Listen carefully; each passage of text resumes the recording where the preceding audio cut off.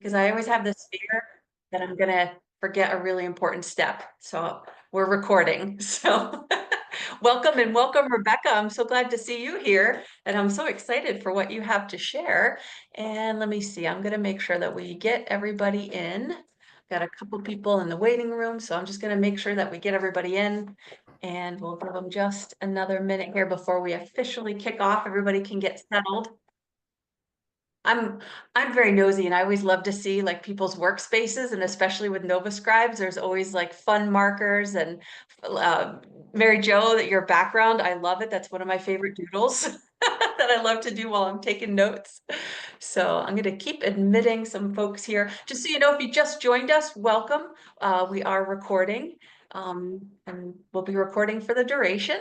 So we are going to kick off here in just a minute. I just want to make sure that I am letting everybody in who wants to get in, because this is going to be a very fun session that I'm looking forward to. I'll go ahead and introduce Rebecca here real quick. And actually, I'll welcome you all as well to Nova Scribes. As you probably know, if you haven't been here before, Nova Scribes is free and open forum for visual practitioners to share our knowledge. So that's what we're here to do tonight. And remember, Nova Scribes is a volunteer organization, and it's a place for you to learn from others and also share what you know. So we are happy to have Rebecca here sharing her expertise with us. Dr. Rebecca Carew is a learning and organizational effectiveness program manager at Google. She is an instructional design and leadership expert. You're a girl after my own heart. Those are the things that I do as well, except I suspect you do them much better, because I tried to design a board game a number of years ago for new managers, and I wish that I had your expertise and this lesson under my belt first, because it's not for the faint of heart, but I think it is very fun and a great way to learn. So I do want to make sure that we maximize our time with Rebecca. So I'm going to turn it over. Rebecca, I do have your toolkit that I will post in chat whenever you say go. And if you need anything else from I'm here, but I've got my learning cap on. Go for it. I feel it'd be great to share with everybody so that if they have questions, and we can go through. I didn't really prepare anything formal. I figured there'd be a lot of questions. So I can start with a little background about how this project came to be. The one that we're focusing on, this back here, is one of the prototypes that was used for testing. There was a lot of testing involved. But we'll go through sort of how the flow works. Has anybody designed a board game? Anybody play board games? Well, okay. You're doing better than I was. I have a affinity for nostalgic games. And because I design games for learning and development, I have a huge time constraint.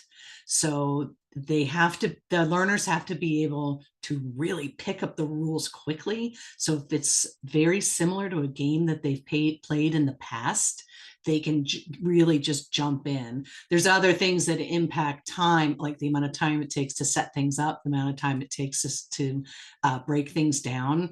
So all of those things are things that have to be taken into consideration.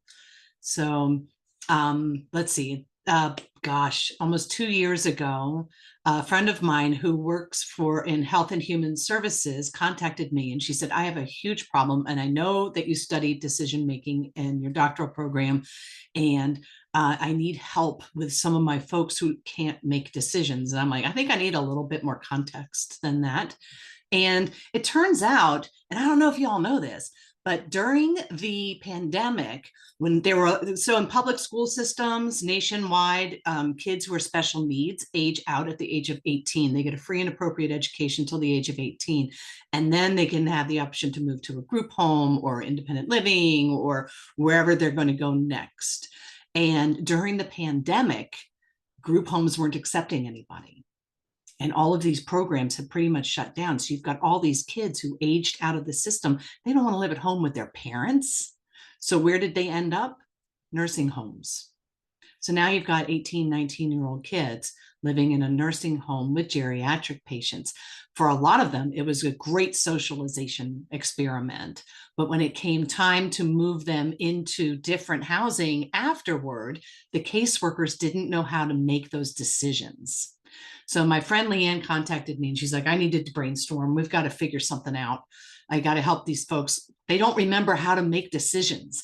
And this is something I learned in my research.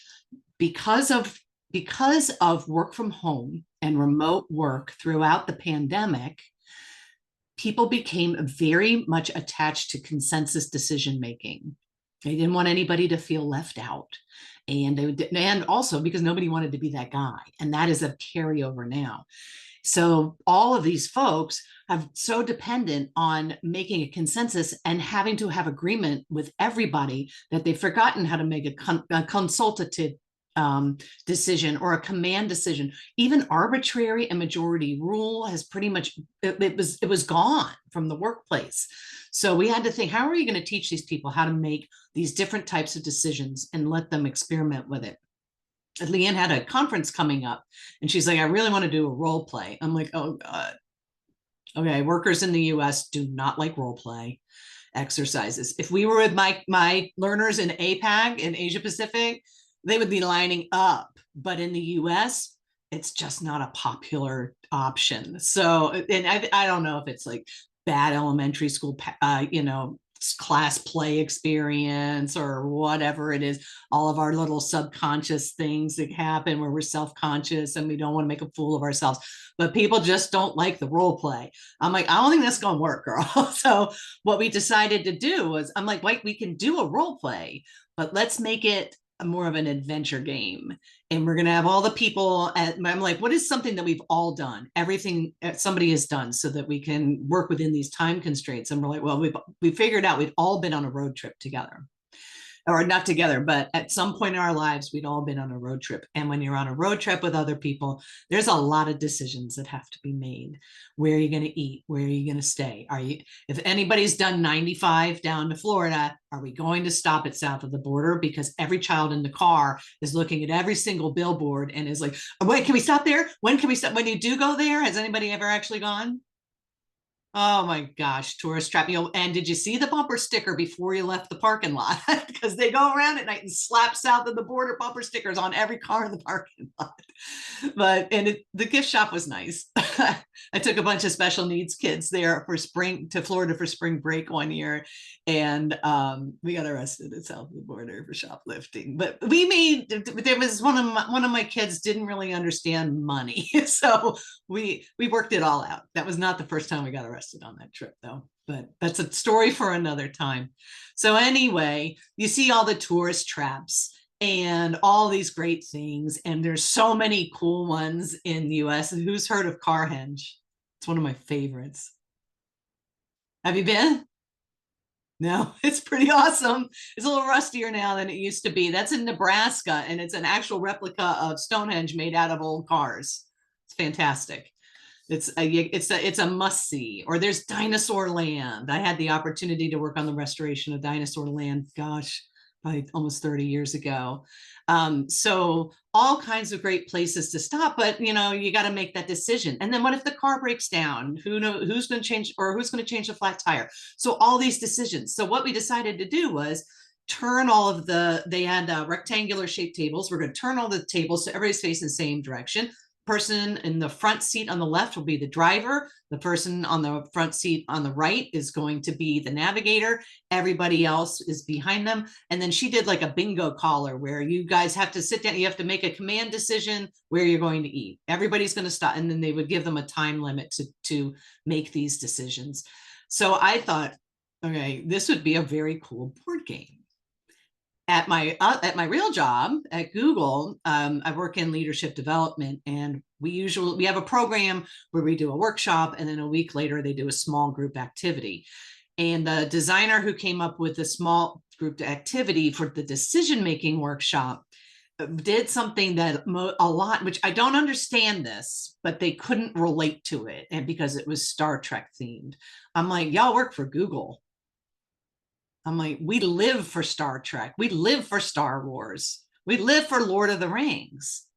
And you're telling me that you couldn't relate to a Star Trek Klingon invasion of a data center? I don't get it. But anyway, so we had to come up with something that was a little bit more based in reality. And I said, hey, I've got an idea for a board game We knew a lot of things. We knew that we were very much stuck in consensus decision making. And I did some research, and there other industries were suffering from the same thing because of being that remote work and having to try to get everybody together and make everybody feel like they belong and everybody's connected. And so everything went to consensus decision making, but it takes forever, especially if you're working with a global team. So then we start getting decision-making boards, and we see this in education, we've seen it in healthcare, and we've seen it in supply chain, especially decision-making boards, decision-making committees. Well, now you're just adding bureaucracy on top of something. And so isn't that just going to make it take even longer? We've got to get people back to making these decisions to either together, or they have to make a freaking command decision and do it on their own. Right? And there is nothing wrong with flipping a coin. Sometimes you just have to, especially if you have kids and you have to choose between two restaurants.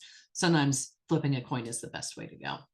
So, but they were like, well, how are we going to do a board game? Because I'm like, if we design it right, we can make it we can make it so it can be done virtually with a facilitator, or it can be played in person. And my boss is like, how much is this going to cost? Well, I had designed it already, but she didn't know this, for grad school. And I said, I can get you the prototype and everything for less than $200. And she was like, now we're talking Google. We're used to paying, $7,500 for an hour of a facilitator's time. So or more, we've got one right now. I know he's getting close to 20. So, but you didn't hear that. I didn't say, oh, I forgot to give my disclaimer. I work for Google. I'm not representing Google today. I'm giving you my research. There may be some information that I've learned at work, but I also will make sure that I tell and let you know that I'm not going to give you Google information that has not been seen in other industries. So this is not a Google, even though I work for Google and I have to always put on my best face forward. I am not representing Google because this is mostly my graduate school research.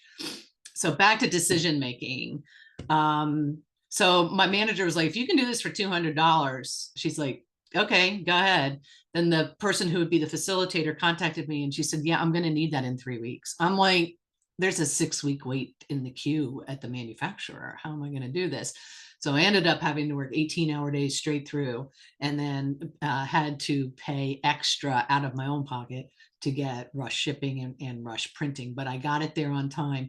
And when they started playing this game virtually, and now in person as well, we've seen a 44.5% increase in decision-making confidence across the board, with all participants reporting voluntarily. And it's been voted consistently the most popular small group activity for our leadership accelerator programs. So I think it's working a little bit. So does everybody been able to open and access the file that was pinged to you in the chat? It'll force you to make a copy. If you don't have Google Drive and you're not able to do that, Jeanette also has a file of PDFs, or we have a file of Word documents. I mean, I covered all the bases for this. And what I'm going to do is I'm actually going to switch cameras real quick so that maybe we can take a look at some of those. So give me one sec here. I have to move I don't want to make anybody dizzy. I move my camera around and I have no idea what this is going to look like when I turn it back on. Oh, I shouldn't, you know what? I shouldn't have done that. Wait a minute. Going back. This way I can see you. Now, I don't know which is going to be better, if we want to present or if you just want to go through them together. Come on, video. Nope, turned it off by mistake. There we go. It's up to you. Any votes? Anybody want to make that decision? Do you want to look at them together? One camera. There we go. I'm a little crookeder than I was before, but that's okay. So the file's been shared with you. Has everybody got access? Able to make a copy? I am That's going to be posting it your one own more copy. time for anybody who didn't get it. the first time, so it's gonna go in here one more time. I just posted the PDF and we'll get the Word docs from Google here again. There we go. Great. So there's I think 5 docs in there. There is the overall one, the game plan. Then there is the brainstorming guide. It is not a do or die. It is just how my little brain works. Don't feel that you have to follow that, but it's also got some good information. If you are interested in now, here's something interesting about the game industry. I just read this in the New York Times yesterday. The game industry, because of upcoming tariffs, is expecting to totally take a nosedive. So the games that are most popular right now, once the stock is done, they're probably not going to be importing them anymore. They're going to have to try to find US publishers. There is really only one who will do a whole board game and only print one if you just need one copy for friends and family. And I've linked it in this doc for you, in the game plan doc. So something to think about, that if you want to think about manufacturing selling, I have included a pitch template, as well as a design doc and a proposal template. And they all have pretty good information in them about what to expect, what you need to do. If you were the pitch proposal and pitch and proposal would only be if you were going to pitch to investors. Maybe you're planning to do a Kickstarter to raise the money, because it's not super cheap. Simple card games. I have a card game I designed, and these are great. This is a bridge size deck. 3 games in one. It costs me $13. So I can, my boss has absolutely no problem saying get 100 of them, but for somebody else to get 100 of them and then go around to a bunch of stores and try to convince people to use their shelf space for you, that it may not be feasible. So you may want to do a Kickstarter or some sort of crowdsourcing. I've never done it, but I included links to some really good blogs and things in the game plan doc that will help you navigate that a little bit. They know way more about it than I do. I do invest in Kickstarter in games. A friend of mine's got 2 right now that are he hit his goal amount and they're already in manufacturing. And I like when they give you all the extra stuff, though. I just want the game to see what it's like. And to support them. So also, I don't do RPGs, and that is so that's like a whole other beast when you start doing the role-playing games. Because I do learning games, my time constraint is usually 30 to 60 minutes. They have to be able to set up, learn it, play it, have a discussion afterward, and then break it down, put it away within 30 to 60 minutes. So having a big campaign with somebody sitting behind a screen rolling a 20-sided die isn't going to work for what I need to do. Now, a lot of these docs are from my past life where I designed video games for learning. And it was a little bit that's the difference between gamification and game-based learning, is that the game-based learning, it may have some elements of a game, but there's no winner, no loser, unless you might have to, if you don't pass the whatever it is, you may have to go back and do a review and try again. But it's not a game. It's not for entertainment. It's for so people will learn things. So but doing that, I had basic templates that I used to pitch to leadership or to pitch to management or marketing or whoever, and then the design docs. There is also the game proposal. So you would do your pitch first, then the investors would tell you to give them a formal proposal. It's good to have it when you're there. So you can say, here it is, or here's the link, here's my card with my website. So those are 2 really good documents. They're very detailed. The game elements document that's in the folder, that's pretty much going to cover just about everything, at least pretty much everything that you'd be able to get from one of the US based publishers. Now, I use Game Crafter. The Game Crafter, they will print you one. They have a great concierge who can help if your bleeds are off or something and you're in all of the artwork, or they also have reviewers if you did want to do a RPG, and you don't trust people on Reddit, then they do have people there who can check your story and read your story. I do know from a friend who's just done 2 RPGs that you don't want to even start considering writing your story until you've done your pitch and your proposal. You can give them an overview of your story, but you don't want to fall in love with something and be so invested in writing an extensive story only to find out that you're not, unless you self-publish, you're not going to be able to make that game. The good thing about the Game Crafter, they will print one. If you need it in a hurry, you just pay double. And they ship everywhere in the world. They don't give you information about what is required by regulation for packaging to ship overseas. So for example, this is the road trip packaging, this is the box. And in order to ship to Europe and Asia Pacific, because I have sites all over Europe and in Singapore and Taiwan and Japan, you have to put the appropriate age, and then you also have to include any safety warnings about small pieces outlined in red with a certain size font, and that's all. Yet I had to do a little search around to get all that. So, but the board game elements document, that's everything from sizes of cards. I like to stick to bridge size. I think that they're nice for a hand, especially if you have to hold a large hand, larger than say you would for 7-card draw. And I mean, if you have to hold if you're like one of my games in here is a take on Old Maid, because again, nostalgia. I don't have time to teach them a new game. I need them to pick it up right away. They can, and Go Fish is in there too. And you remember that memory game where you put down all the cards and then you had to make pairs of like flags? When you were a kid, you could rock that. We tried to do it with these cards with a half deck last week. It was ridiculous. I'm like, I need to work on my memory. That was terrible, but it's a good challenge for folks, because that's one of the things about a game is there's got to be some kind of a challenge to it, where maybe you have to practice negotiation, or you have to think strategically, something like that. So good documents to show you.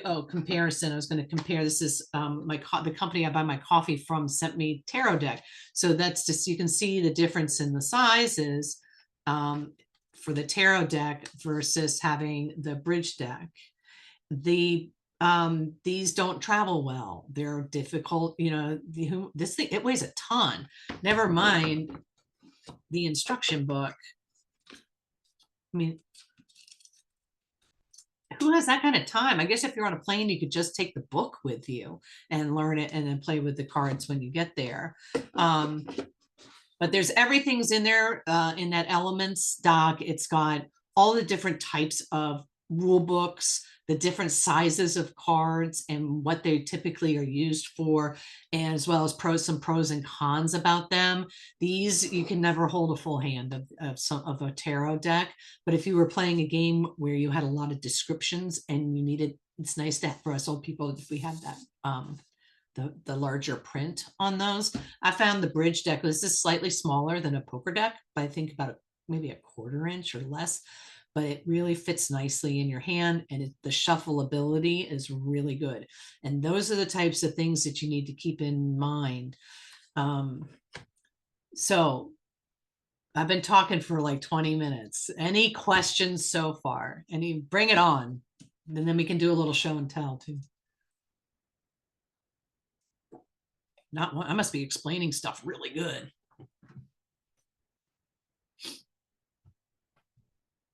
Nothing. Well, we could be done too. You get your hour back. So anyway, those docs are good. They're very, very detailed. I did a lot of research, and I did include a bibliography at the end with all my references. I refuse to recommend a book I haven't read. So I have read all of those. They're back here in this bookcase, and they are some of them. One of them's an encyclopedia of mechanisms.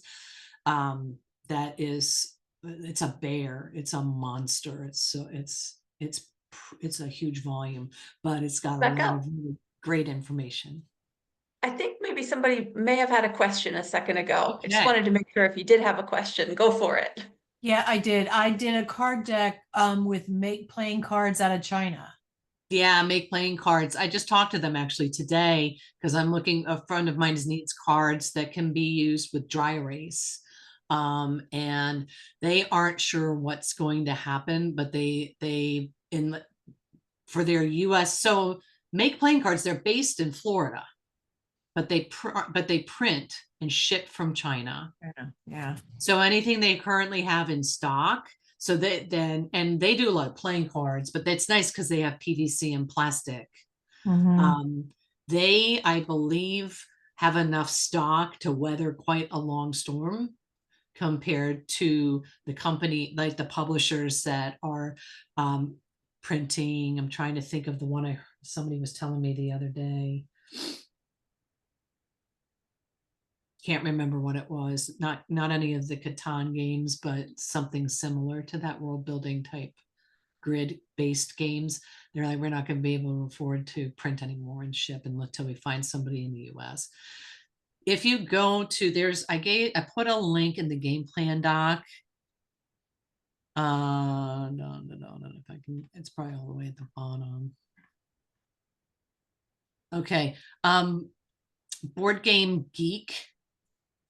I put the link in there, and Board Game Geek, they have a good blog. They also, and the Board Game Design Lab, they have lists and lists of publishers. But in order for you to be able to work with one of those publishers, you've got to do the pitch and that proposal document and have them ready to roll and go in with your pitch and your sample artwork or your inspiration artwork and be able to and go that route. Unless you're going to self-publish. As far as I know right now, the only self-publish that will let you do that doesn't require 10,000 copies or whatever their minimum is the Game Crafter, and that's in the US. Mhm. And they have a great catalog. And I'll show you some stuff from them. So, any more questions before we move on to show and tell time? Thanks for joining, Brian. I'm very sorry I'm late. I have to be That's quiet. okay. So this is kind of how we work through the flow. You start with your brainstorming. The brainstorming document, like I said, this is not a must do. This is just how my brain works. I like to group certain thoughts together. Like, I don't know about y'all, but like when I was little, like the games I loved were very tactile, like Trouble. Who liked Trouble? Anybody? That Pop-O-Matic is brilliant. It's like the greatest thing ever created. And then you could put the pieces on your fingers and pretend you had long fingernails, which was also a bonus, but you couldn't scratch. So that sucked. But something like Trouble, I was more interested in how the Pop-O-Matic worked and how big the different pieces were and what finger they would fit on and what they felt like than I was in actually playing the game.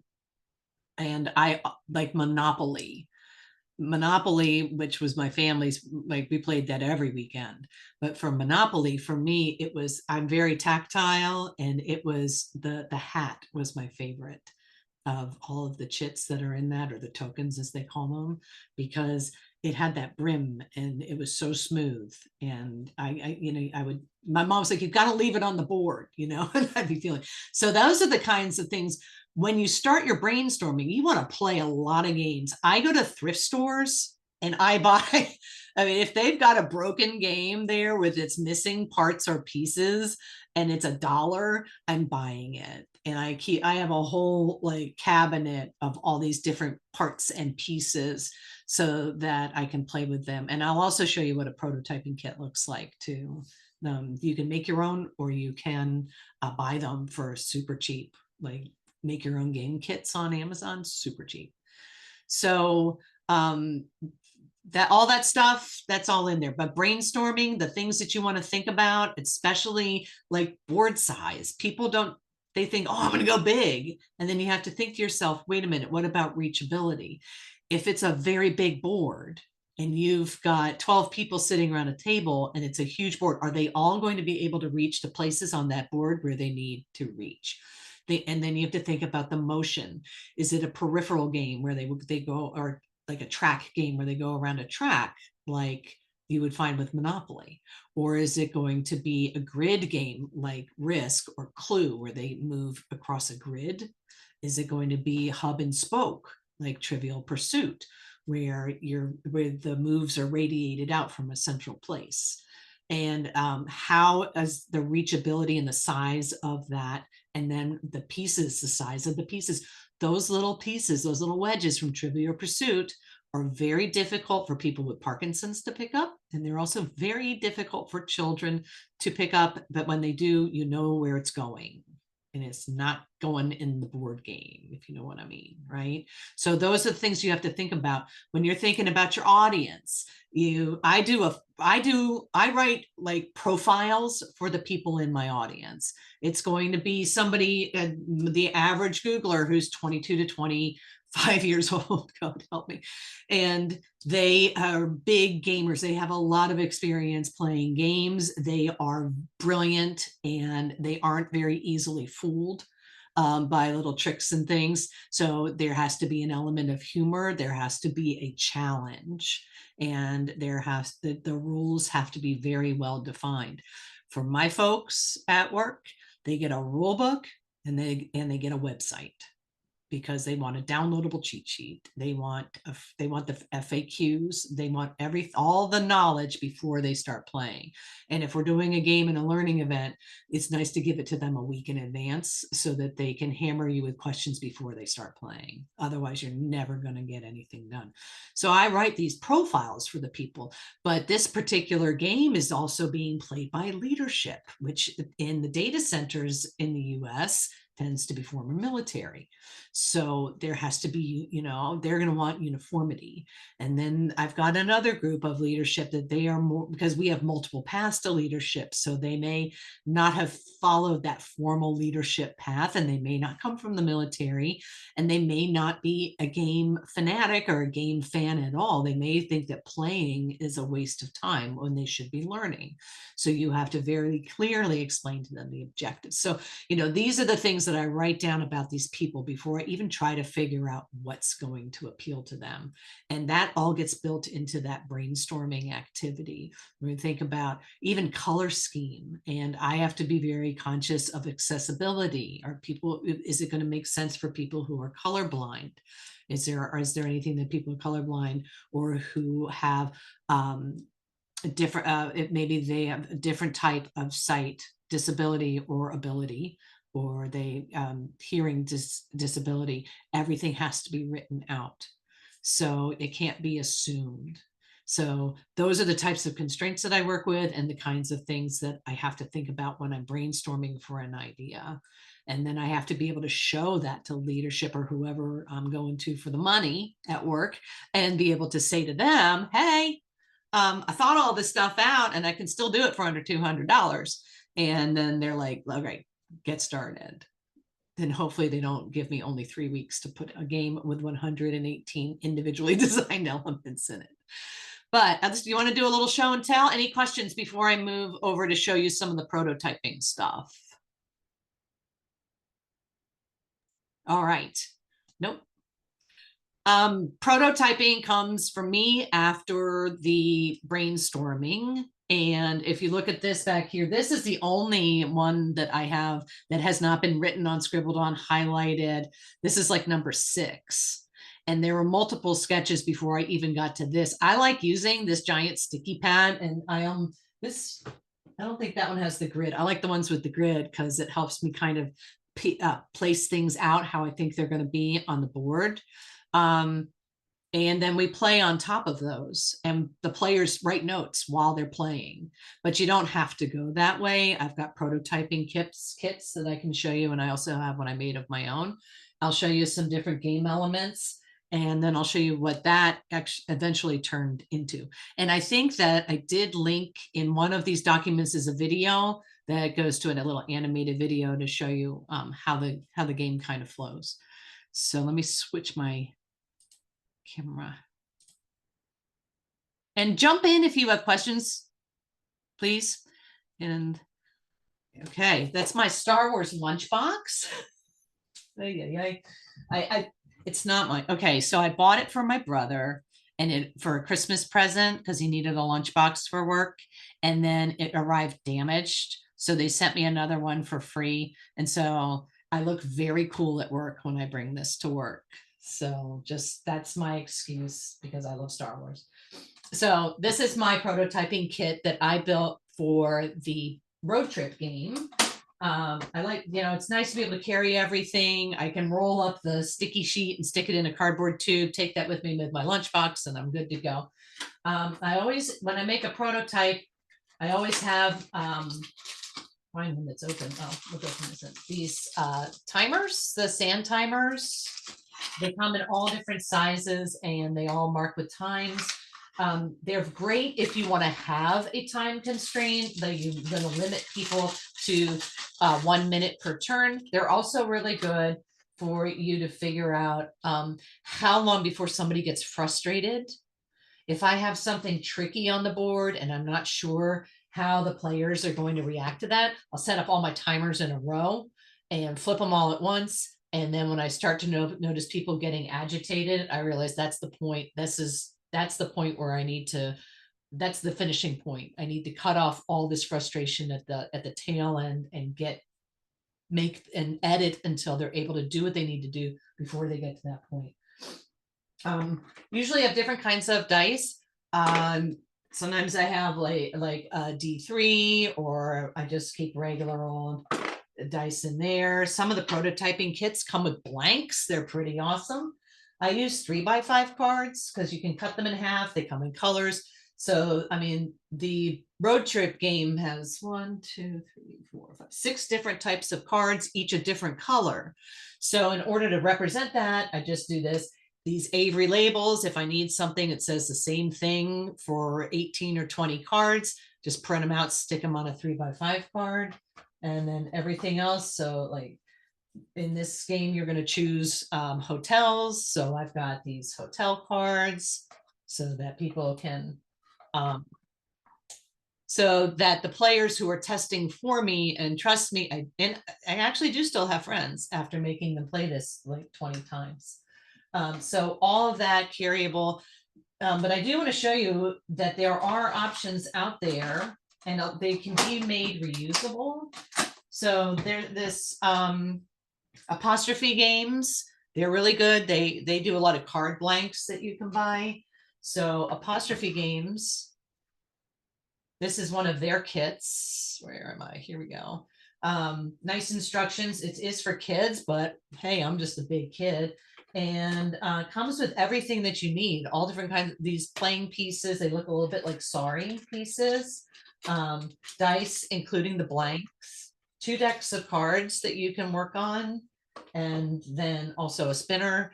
There you have a Monopoly style one as well that comes with houses and hotels, and that one comes with printable stickers that you can print and put on the cards, and I think they peel back off. I've never done, just use sticky notes because I like to use everything over again. But my brother is always very kind, and for Christmas always gives me one of these so that I have one on hand that's nice and pristine before I start to wreck it. I think it's going down this week. I've got a coworker who's wants to prototype a game. And then this white underneath, this is actually the board that comes with that kit. So this is it's a 4-fold game board, but it's a very nice quality board. And I haven't tried it, but I bet you could use dry erase on this, but I haven't tried it because it's too clean and I don't want to mess it up right now. So I may have to do a little fidgeting here to put the road trip board out for you. I had to move the camera earlier to make it work and put it up on top of the lunchbox. So I don't want anybody to get dizzy. Why don't I turn this off until I get it set up and see if we have any questions?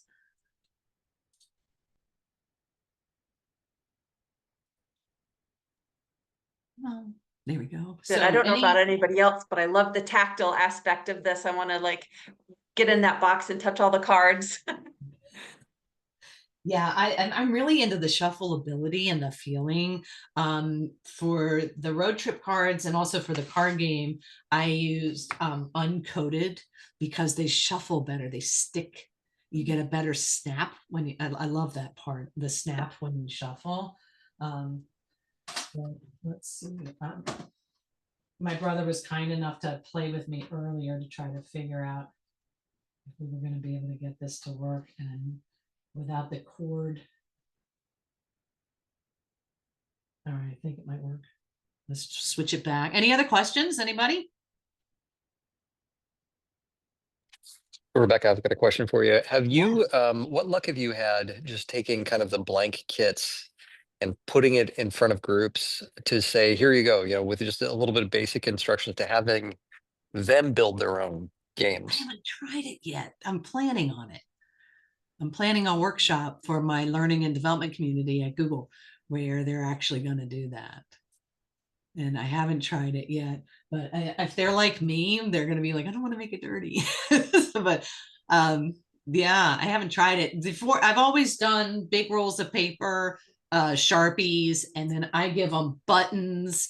We're really into these challenge. I have one in front of me. I don't think challenge coins at Google. like they give you a challenge coin for it. I'm like, dude, seriously, I have tons of those from another life, but they're always flippable, or they also make great game pieces too for practice and for planning.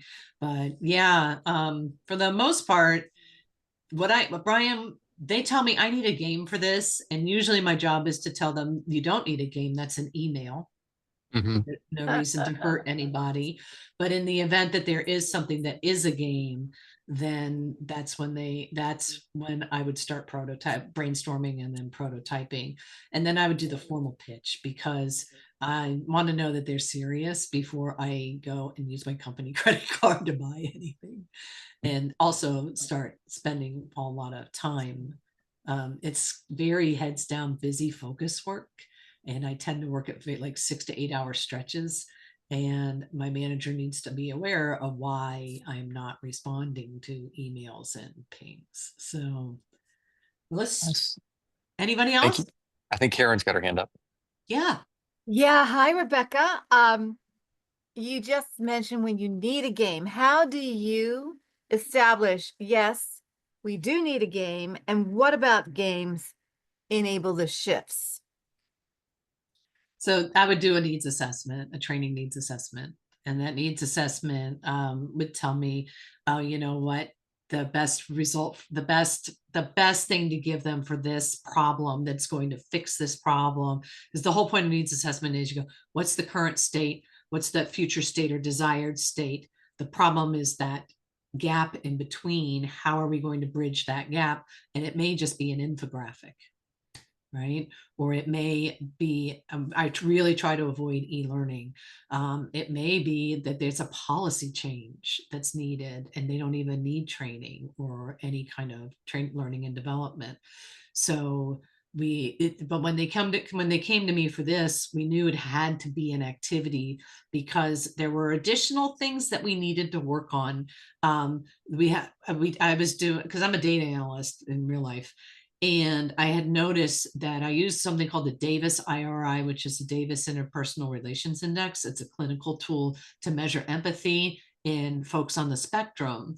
But I use it to see if leadership actually practices empathy, and are they being objective and unbiased when dealing with problems with their direct reports? And finding that there's consistently people are less empathetic when they don't approve of somebody's personal life choices. They're going to be a little bit less willing to listen. Or if they overheard them saying something and they don't agree with what they said, there's always that subconscious or unconscious bias that exists in there. And people are fully willing to admit, you know what, I do struggle with that. So how are we going to, I thought this is a really great opportunity to work on empathy, and without having to put them through yet another mental health and well-being. I Am Remarkable. We've done it like 6 times type thing, and practicing empathy. They do empathy workshops. They weren't working. So maybe they actually have to take on another personality and make decisions. That personality is going to drive those decisions. And my 6'7" boss, who is an avid meat eater, was like, what do you mean I have to be a vegan for an hour? And then he was like, but I want to eat fast food. I'm like, you can't. Your personality doesn't allow for that. And he came to me later and he was like, I never thought about it that way. On the other hand, I had another person who is, when you go out with this person, this is the person who everything is wrong. Everything's a complaint. I don't like this. I'm going to make everything difficult for everybody. And she pulled the card and it said, you're free spirited. You go along with everything. You're the life of the party. Everything makes you happy. And she came to me. She's like, that was freeing. I'm going to have to try that. I'm like, okay, go ahead. Let's go to dinner on Thursday and see what happens. I just fell out of my chair. Okay. So yeah, they have to actually, so we figured it's got to be do with empathy. We also need to make sure that we have people who tend to not take that leadership step and want to go to consensus because they are afraid of being that guy. And we've seen research in this, and it's big right now, supply chain and tech, is because of these mass and healthcare mass layoffs that have been happening, that people don't want to be the decision maker. They don't want to make command decisions. They don't want to be the, what if they make a mistake? What if it's the wrong decision? And then I'm the guy left holding the bag. Well, they have to start making those decisions. They have to practice. It's mental muscle memory. So let's put everybody in a position with the decision has to rotate throughout the group. And it's going to be a smaller group. The cars only hold 4 people. But you can cram extra in if you have to, or pick up a hitchhiker or whatever you want to do along the side of the road, and give everybody the opportunity to be the lead in the decision-making process, whether it's consultative or it's consensus or it's command or even arbitrary. And if it's arbitrary, they have to roll the die, right? So they're at least they're getting some experience of being that decision maker. So that's all these things that I had to solve. And I'm like, there isn't one course that's going to do this. There's no email or infographic. This is the opportunity to use that board game idea and to build it out. Okay, So, thanks so much. And do you find this would be especially apropos for bureaucracies? I Or think depends on what problem it is you need to solve. uh-huh. You know, I think in this particular case for decision making, because it's become so bureaucratic with these decision making committees and decision making boards, my university, it's crazy now that what the research ethics committee has to go through. I'm like, y'all could have made a decision like 3 weeks ago. Why is it taking so long? And you know, it's everywhere. It's become so bureaucratic. So for this, if it's something where people are going to benefit from actually taking that theory and putting it into practice and playing with it and practicing it and talking to each other for a change face to face, then it could be a very good tool. But if it is something that this isn't the right idea option, maybe it's more of a solitaire thing, or you know, maybe it is going to have to be an e-learning or an instructor-led course. You really, All right. I can't wait to get on the road. all right, let's see if I got this camera lined up. I have no Actually, idea. Rebecca, real quick, it looks Yeah. like Kristen has a question. Okay, I can't see if people have a hand up, so I'll let you, I'll be your eyes. thank you. Go for it. Hi. So I hadn't heard of consensus decision making before, but I also wanted to know how many types of decision making are there, or what's a good resource to go learn about it? Gemini will tell you everything you need to know. No, I studied decision making, and there's the big 5 I've found. So you have command, which is where one person is going to make that decision. They're going to take other people into account, but they are not going to consult with them. There's consultative or consultative, which is where one person is going to consult with everybody, but make that ultimate decision. There's consensus, where everybody has to talk about it and everybody has to agree and to make the same decision. And then there's majority rule, which is vote. You know, hopefully it's harder in the car when you have 4 people because you can have a tie, then you have to roll a dice. But then that becomes arbitrary, which arbitrary is when you leave it up to chance. And I had people say to me, they're like, well, what if we just can't decide? I'm like, you're grown-ups, play eeny, meeny, miny, mo. I don't know, do rock, paper, scissors. Think of all these different ways that you could flip a coin. You've got 100 challenge coins sitting in your desk drawer getting dusty. Flip coin. Do whatever you need to, whatever, rock, paper, scissors, anything you want to do. Pick a card, guess a number, and work it that way. Because that's the beauty of arbitrary. You don't even know, you don't know what the outcome's going to be. And I've built that in here, which I can show you. So, but I'm sure there are books and texts out there that offer others. These are the ones that you're going to most likely find in like everyday vocabulary, especially in business. Thanks. Anybody else? I don't see other hands at the moment, but please raise your hands or put it in chat, ask questions. I think we're all excited to see some stuff. Okay. Let's see. All right. I may have to back it up a little bit. Let's go. Let's see here.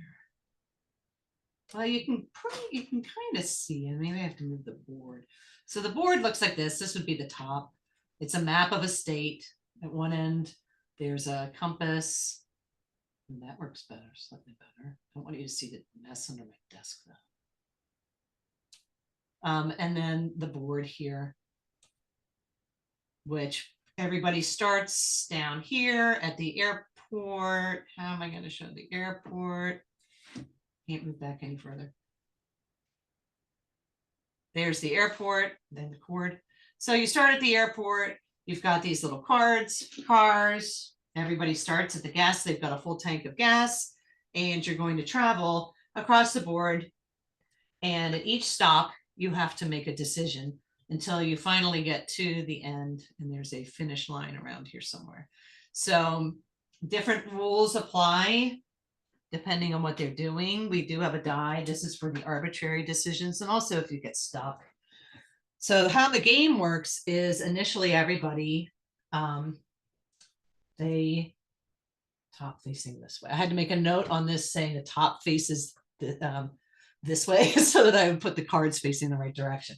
So who am I? This is the persona card, like I was telling you. So look, this person, they just get to be you. You are yourself. You eat whatever you eat.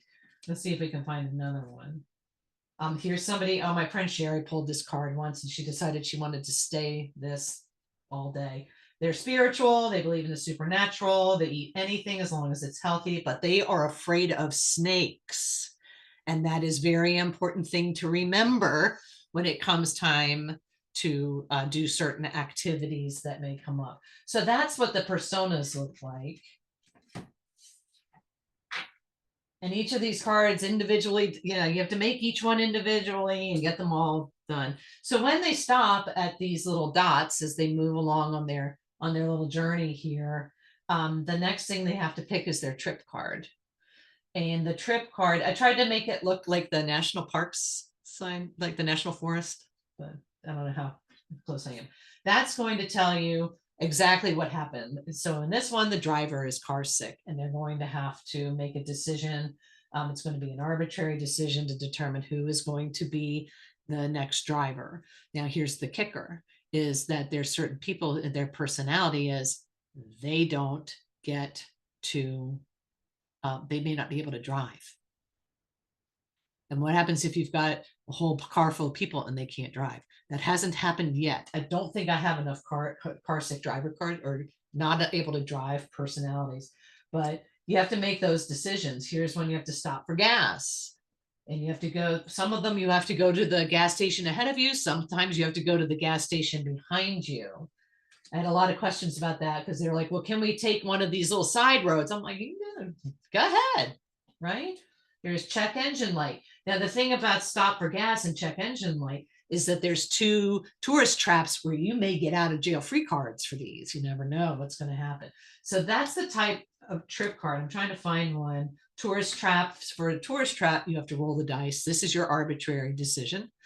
And I think it's, if you roll 1, you have to visit the tourist trap. If you roll 2, you stay where you are. and then you advance on your next turn. And if they roll a 3, they have to go back 1. Yeah, go back 1 spot and pick a new trip card. So tourist traps are the most popular. In fact, I had to make major changes after we did the first prototype because people were very upset that they didn't get to go to all of the tourist traps.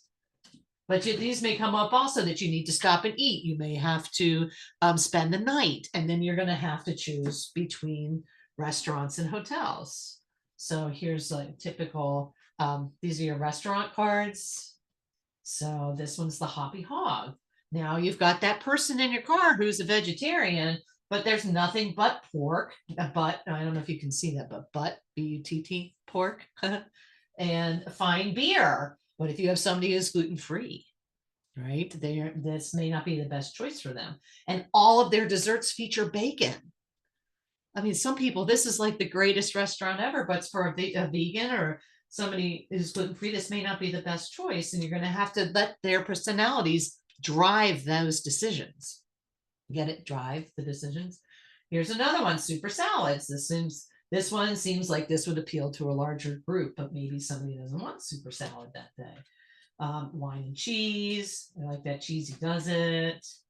The fast food emporium. Well, that person who's spiritual, but likes to eat things that are healthy may not really want to go there. And so you have to be able to take all those people into consideration, especially if you're going to be making a consensus decision, or if you're making a command decision and you have to make that decision for others. I see something.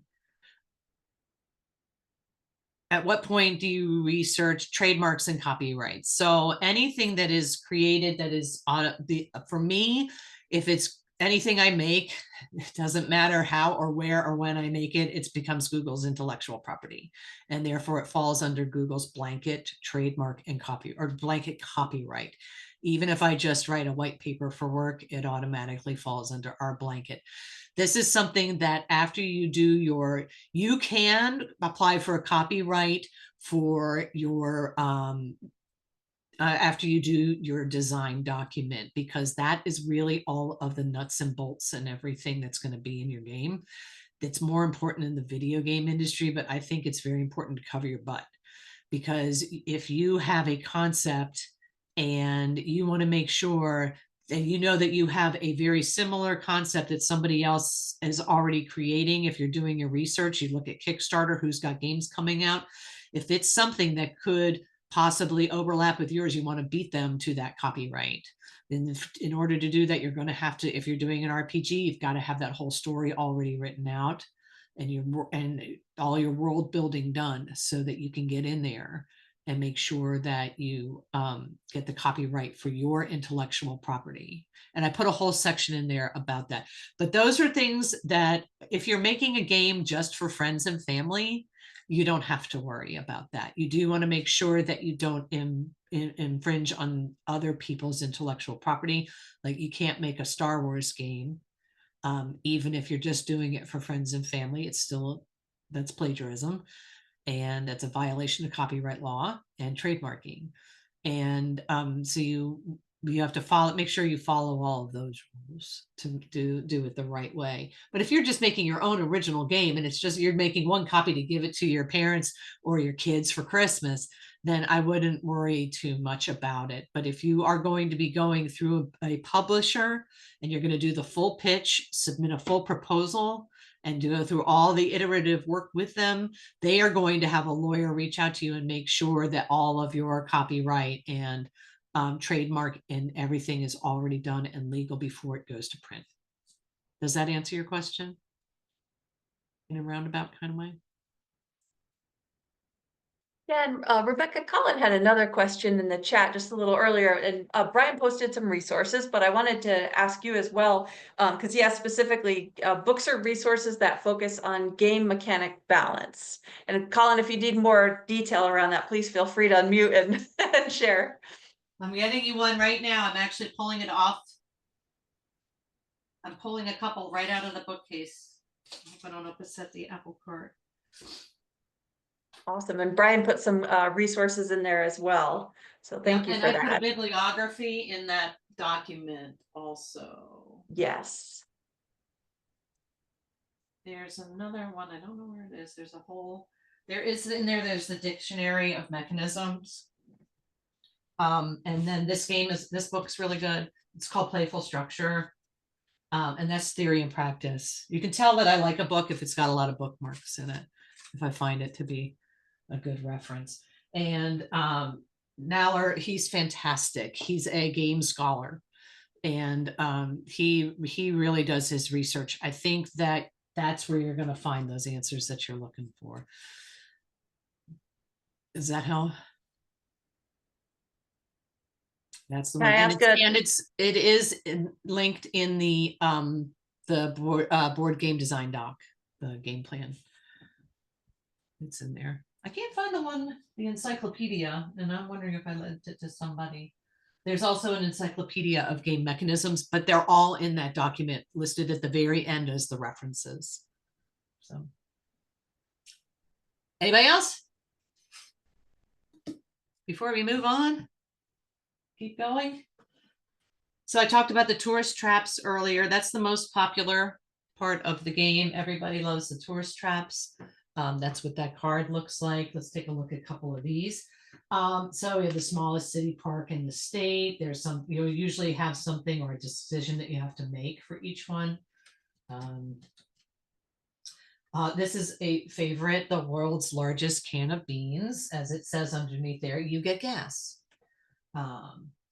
And you get to hold on to this card that represents the world's largest can of beans, because if you pull a trip card and it says that you have to go to the gas station and get more gas, you can turn this in and you don't have to go back to a gas station. You can stay where you are and not have to, and you can get to the finish line faster.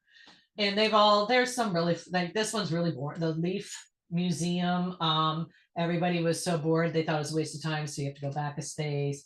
So they all have a coffee town. That sounds like fun. You may never sleep again. Just kidding. I think. The Bigfoot theme park. So everybody, the rest of the hotels and the tourist traps are very popular. So all decisions to go to tourist traps are arbitrary, because we don't use arbitrary decision making very often in the workplace, but we do have to make them sometimes, especially if you have kids and you're in a car and you got to make those decisions. Flipping a coin sometimes is the fairest way to do it. So then we also have our hotel cards, and the hotels are, each one of these cards will have the name, the tagline or the hook for the hotels, at marketing, Yelp review, and all of the amenities. So we have Granny Square, and the hook for that is, because it's Granny, spoilers. And she's actually got a 3-star rating because it's like being a kid again, and the cookies are the best. And I'm hoping the Travelers Inn. So that one actually got 4 stars. Everybody liked it. That's sort of a British inn. We have the Sleepy Time Motel. Now this one's not so great. Only got 2 stars. So no amenities, and the ice machine is very loud. I know there's some. I love this review, Farm to Stable. It got 2.5 stars. It's the tagline is work the farm, stay for free. So you know what you're getting into there. And 2.5 stars. I had a great time. My spouse did not, hence the 0.5 star, because the concept is simple. You have to work to have a place to stay. But I do believe they have a lot of electrical outlets in the room. So that's very nice. So all these are very popular. This is the favorite. People want to get Kate's so that they can just have the talk about staying at the Kate's Hotel.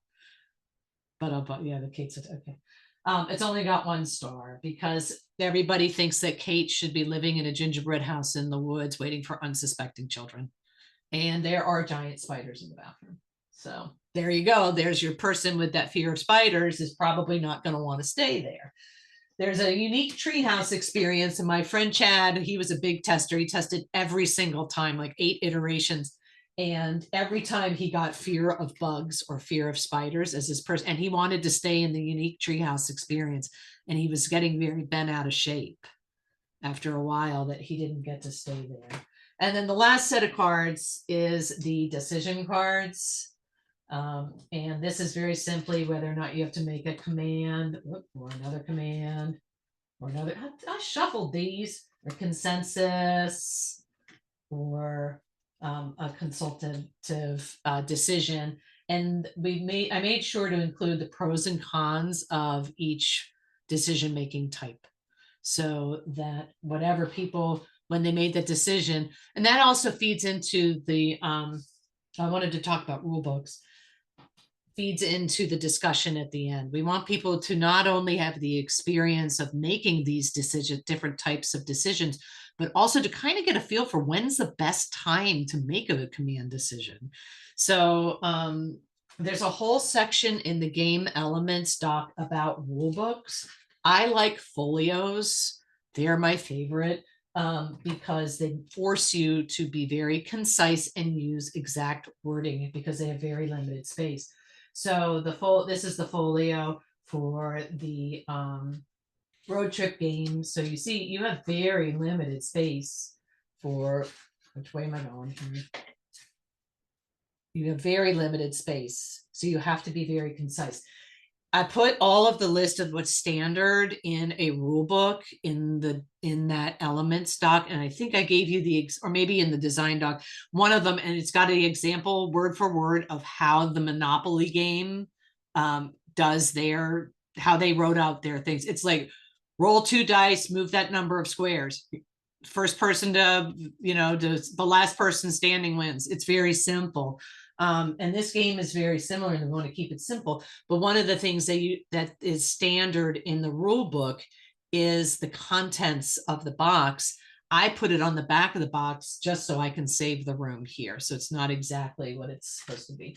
And then because it is a learning game, I do include debrief questions at the end for discussion. So we have to make sure now, but if I've got 12 people playing, in three cars, I do include 4 cars with this in case things get lost. But if I've got 3 cars and I've got 12 people playing and they are getting to the end and they need to have time for discussion, I had to think of how can we speed this up? So I gave them an HOV lane where they can roll the, I'm originally from the DC area, so I'm familiar, right? They can roll the die and to say, okay, they get 3, they can move 3 spots, and maybe we can speed up the game that way a little bit as well.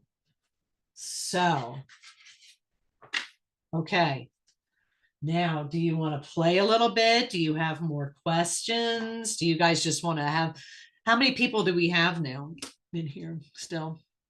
Let's see. So I think, not counting you and myself, it looks like we have 8 still here. Some folks had to drop off. Is it possible to play it virtually?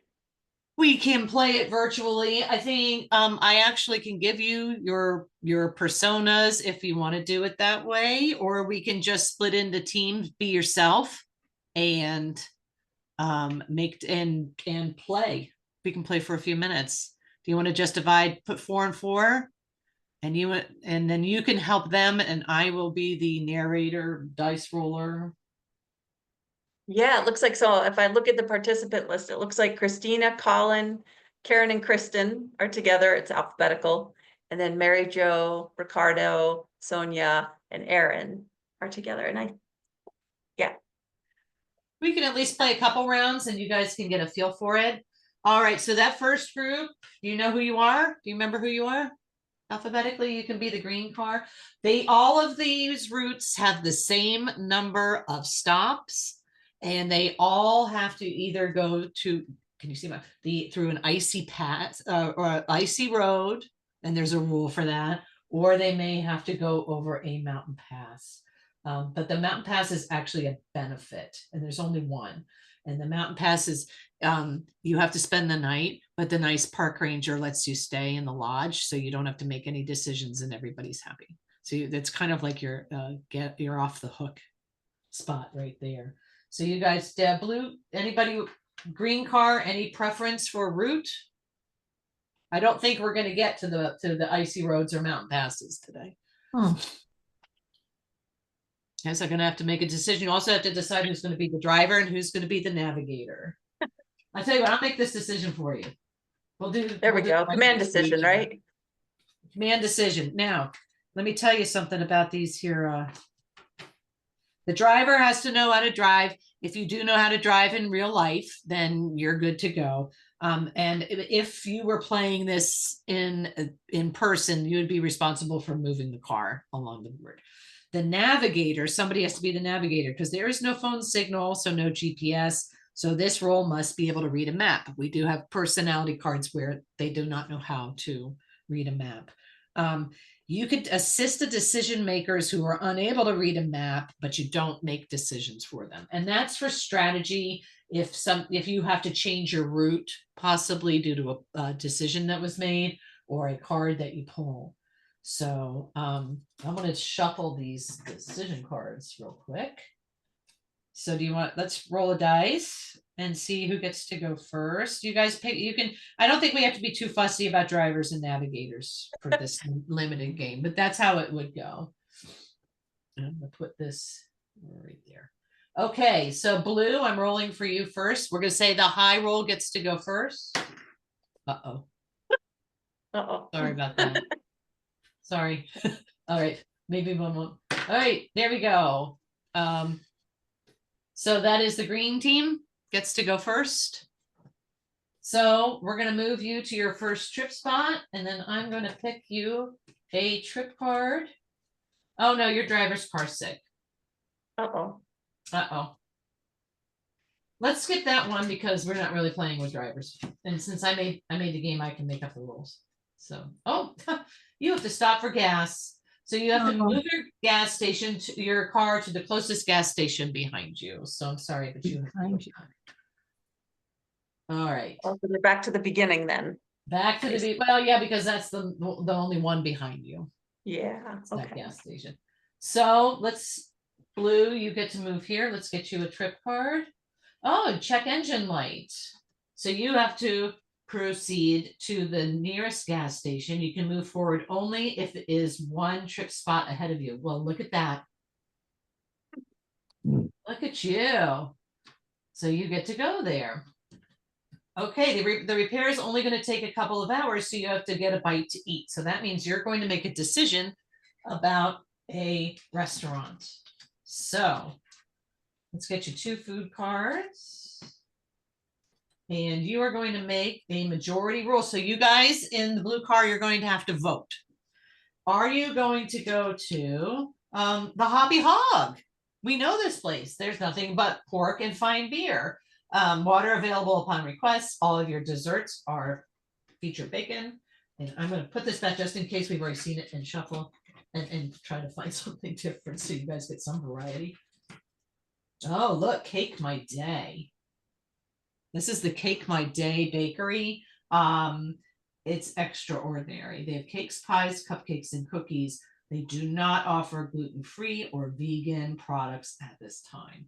So you all have to vote about which restaurant you're going to eat in. So for everybody on that team who wants to eat at the Hoppy Hog, can raise your hand. Yeah, I think the blue car is Colin, Karen, Christina, Kristen. And then, so do we have a count? It looks like we have 1 for Hoppy Hog. Christina wants Hoppy Hog. Cake My Day. Colin 2. Actually, we got 2 now. 2. Uh-oh, it could be a tie. We may have to roll a die. Are you guys? And so would they be trying to like convince each other at this point? You can also bargain and negotiate if you would like. This is up to your team. So I'm assuming we have 2 people for Cake My Day and 2 people for the Hoppy Hog. Or you can choose 1 person for the Hoppy Hog and 1 person for Cake My Day, and you guys can do rock, paper, scissors. Jeanette could do eeny, meeny, miny, mo. It's up to you. Or we can roll a die and make it truly arbitrary. I want to argue for Cake My Day because this is a road trip and we should have all the desserts and all the calories and all the yummy things that you wouldn't have in a normal time. That is such a good point. Hard to argue with that. Yeah, I agree with that because the sugar will give us more energy and all the beef is gonna make us sleepy. Colin or Christina, does that sway you in one way or the other? Do we know that the Hoppy Hog doesn't have desserts? They do. All of their desserts feature bacon.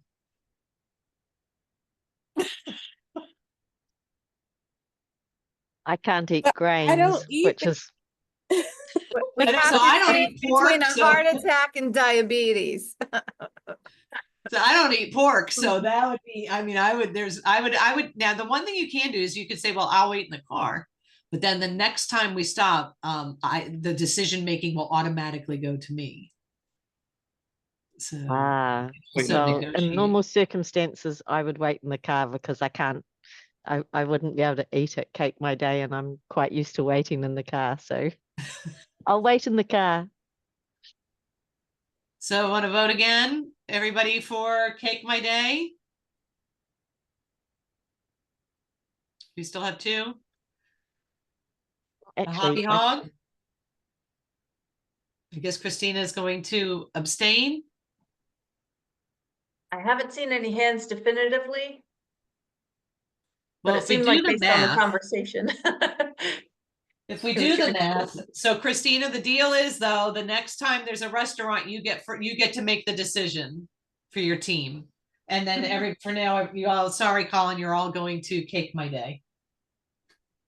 They Great have job, first vegetables decision. at the Happy Hog? Do they have any vegetables? It doesn't say, but it says nothing but pork and beer. So I'm going to say no, because I know that there's restaurants that do offer like coleslaw and potato salad. But I'm just going to say probably not. Okay, now it's time. The green team gets to go again. We're going to move you back to your unlucky spot. And we're going to pick your trip card. Tourist trap. It's an arbitrary decision. If we roll a 1, you have to go.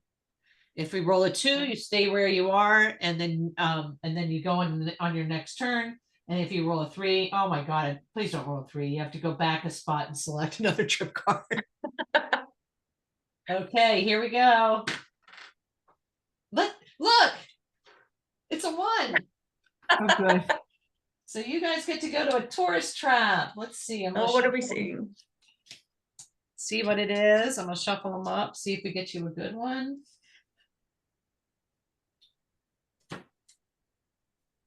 It's the Spark Plug Museum. Oh, really? It is. And it may be boring, but it allows you to select a different card if your engine light comes on. Oh, So if you get a check engine, you get to turn this in like you get out of things free. So this is for the green team. I'm going to put it over here. So if you get a check engine light, that was a very exciting museum. I think I know everybody had a wonderful time. Really lit up my day. Yeah. yes. It's And there's not on some the that I board? think Is it on the board? No? is what the Spark Plug Museum. Uh-huh. I'm just saving your card here so that if you get a check engine light, we'll cash this in for you. Okay. We're not. Okay. All right. So that was green. So blue, we're going to move you up here and pick your trip card. You hit a road bump. So you're going to get a decision card and you have to decide whether you're going to stop at a tourist trap or go back to. If you decide to stop at the tourist trap, you have to accept the consequences of going there.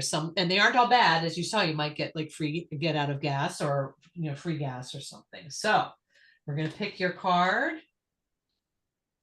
And who's going to be the decision maker? Christina. Christina. You're going to lead a consensus decision. This is a cooperative process. And the group must agree to support the decision made in the best interest of the entire group. The thing that's a pro about this is everyone is invested and involved. The con is this can be time consuming and lead to groupthink. So your choice, you have to make a decision as a group. And Christina, you're going to lead this to ensure that everybody comes to consensus as to whether you want to go back 2 spots. I don't know why, or you want to go to a tourist trap. So Colin, Karen, and Kristen, how are you feeling about the pace that we're moving at right now in our trip? And we can either go back or we can have a little adventure. What do you think? Adventure. Colin, Adventure. Kristen? Adventure. All right. Okay, so we'll adventure take the is a- tourist trap. We're going to the tourist trap. Okay, that was a good road bump, y'all. Good job. Good leadership. Oh, you got the Wild West ghost town. There's a lot to explore. An old mine, an abandoned saloon, and is that a ghost? This place isn't very safe. We're going to discard this card and select a new one. So you get to go to another tourist trap. You guys hit the jackpot. Oh, Oh, look, it's the state's tallest town clock. There's not much to see, but you save time. In fact, you save so much time, you get to move to the next trip spot and select another trip card. So this is green or blue? Blue. Blue. Look at you. So anyway, we've only got about 8 minutes left. So I would say it's a tie. Well done, everybody. But you kind of get the gist of it. There's a lot, you have to put there's a lot of thought that has to go into it and a lot of planning. And that's why I included all those documents. So I wanted to make sure we save enough time in case there's more questions. And I'm going to go ahead and turn this, change cameras back.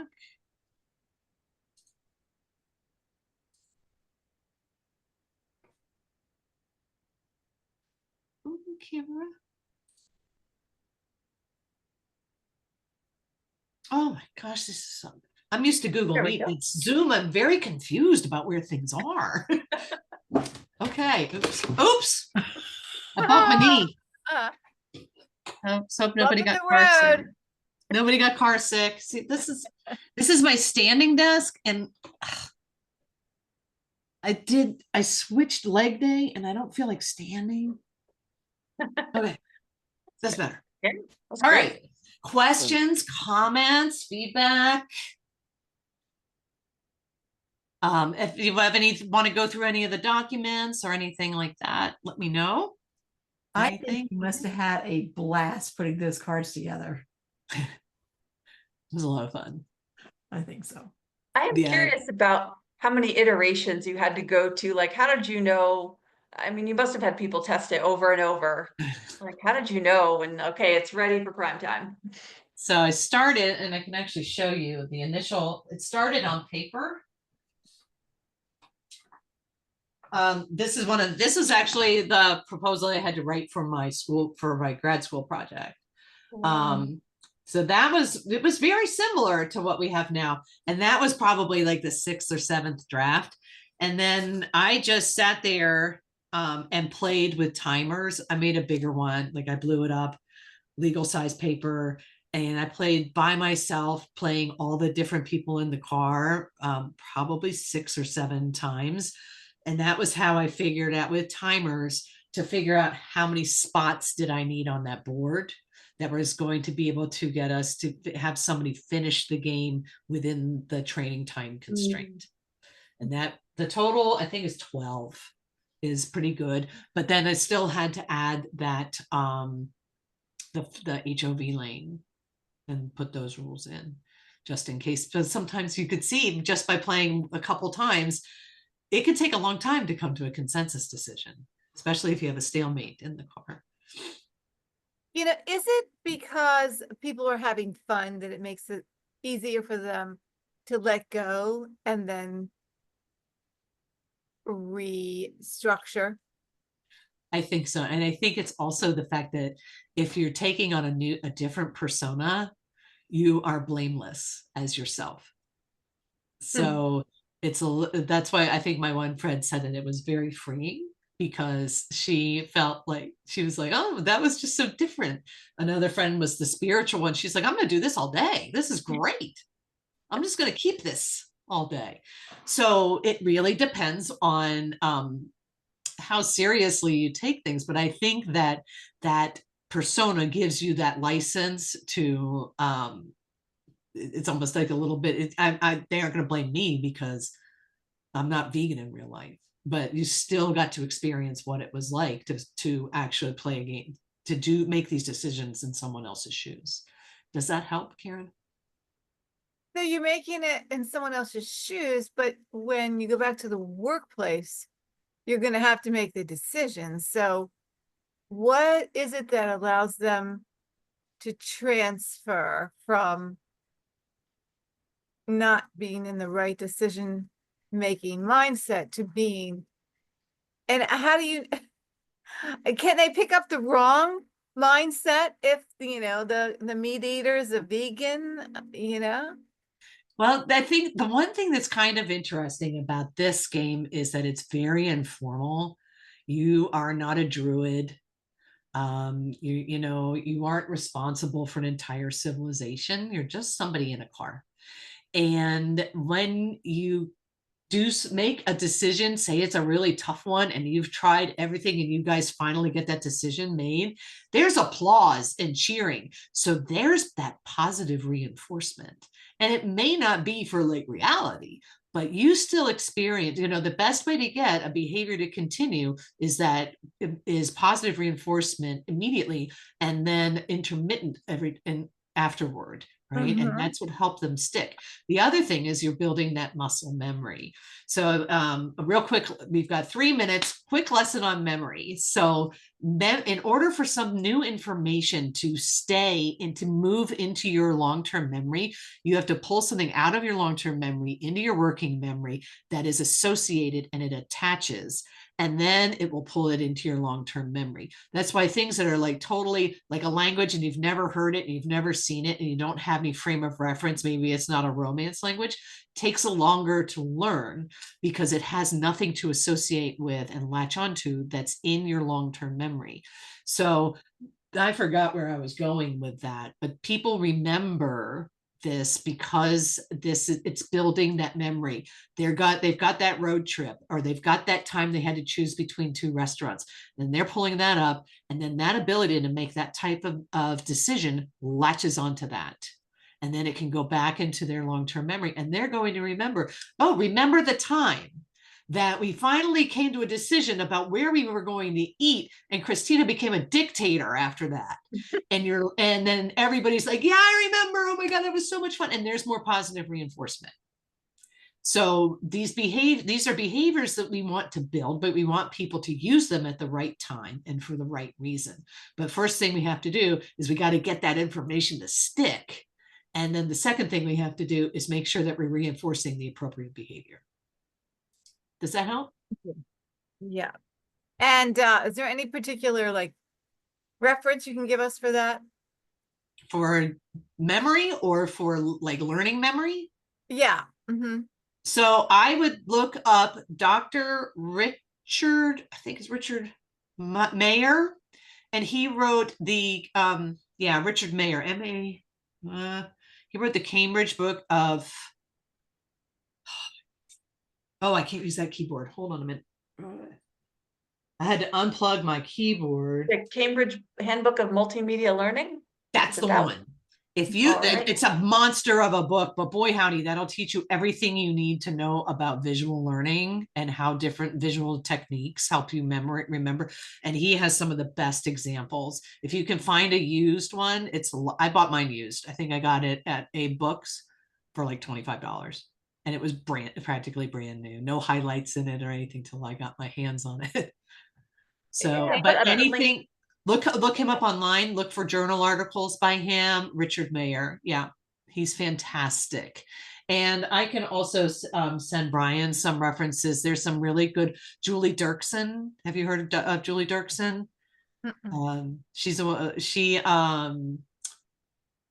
She just came out with a new book, but she has it's Dirkson, Julie Dirksen. She has great books about learning and memory. She talks about how about the myth about I'm a visual learner, or I have a doer. Auditory learner. Yeah. Yeah, all those things that are a total myth. It's not, you aren't that type of learner. That's just how you prefer to learn, right? And she's like, it's like the goldfish that people say, oh, our memories are shot because of cell phones, and we only have the memory now. We only have the memory of we can only remember things for 8 seconds, just like a goldfish. She's like, or we only have the attention span of a goldfish. That's what it is. Right. Somebody says the goldfish's attention span is 8 minutes, and Julie's like, yeah. So that same guy who said, I have the attention span of a goldfish, you'll see him in line the day after Thanksgiving to go to the 3-movie marathon of all the Lord of the Rings movies. And he's going to sit through the whole thing and may not even go to the bathroom because he's paying so much attention. So it's what you it's what you want to learn, and how you prefer to learn is what really is what affects if you actually do learn something. Rebecca, I'm going to stop recording here, but I know Colin has a question, so we Yeah. can stay on. This is Keep the on after going. party. We'll wrap it up here officially. I was curious.